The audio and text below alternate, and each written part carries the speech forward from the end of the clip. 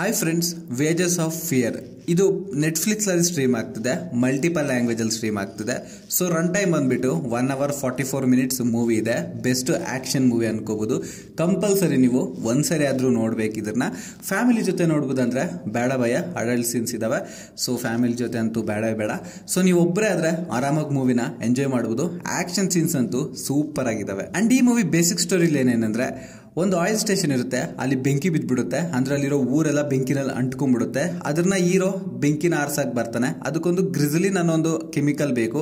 ಆ ಕೆಮಿಕಲ್ ನ ತೆಗಿಯೋದಿಕ್ಕೆ ಹೀರೋ ಬರ್ತಾನೆ. ಮತ್ತೆ ಹೀರೋ ಇಲ್ಲಿಗೆ ಬರೋದಕ್ಕೆ ಪರ್ಪಸ್ ಏನಂದ್ರೆ, ಅವ್ರ ತಮ್ಮ ಬಂದ್ಬಿಟ್ಟು ಜೈಲಲ್ಲಿ ಇರ್ತಾರೆ.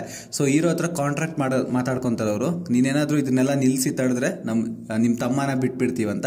ಸೊ ಅದಕ್ಕೋಸ್ಕರ ಹೀರೋ ಇಲ್ಲಿಗೆ ಬಂದು ಈ ಬೆಂಕಿನೆಲ್ಲ ಆರಿಸ್ತಾನೆ. ಅಂಡ್ ಈ ಮೂವಿನಲ್ಲಿ ಪ್ಲಸ್ ಪಾಯಿಂಟ್ ಏನಂದ್ರೆ ಆಕ್ಷನ್ ಸೀನ್ಸ್. ಸೀರಿಯಸ್ಲಿ ಹೇಳ್ತಾ ಇದ್ದೀನಿ, ಆಕ್ಷನ್ ಸೀನ್ಸ್ ಅಂತೂ ಸೂಪರ್ ಆಗಿದಾವೆ.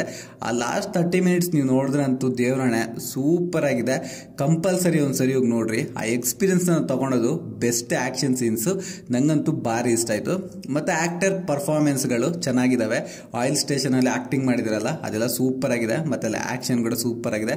ಮತ್ತೆ ಸಿನಿಮಾಟೋಗ್ರಫಿ ಚೆನ್ನಾಗಿದೆ, ಬ್ಯಾಕ್ ಗ್ರೌಂಡ್ ಸ್ಕೋರ್ ಚೆನ್ನಾಗಿದೆ. Everything is the decent good ಅನ್ಬೋದು. ನಂಗೆ ಈ ಮೂವಿನಲ್ಲಿ ಮೈನಸ್ ಪಾಯಿಂಟ್ ಅನ್ಸಿದ್ದೇನೆಂದ್ರೆ, ಫಸ್ಟ್ ಹಾಫ್ ಅಲ್ಲಿ ಒಂಚೂರು ಮೂವಿ ಲ್ಯಾಗ್ ಆಯ್ತು.